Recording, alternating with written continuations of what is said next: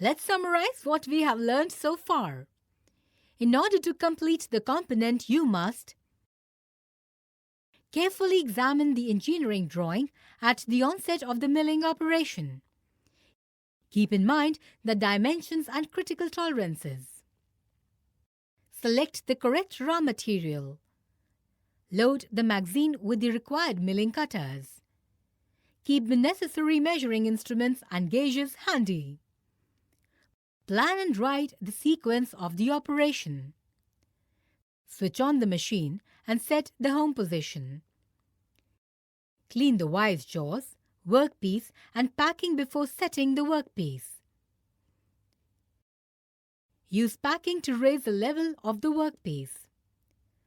Place the raw material to be milled between the vise jaws.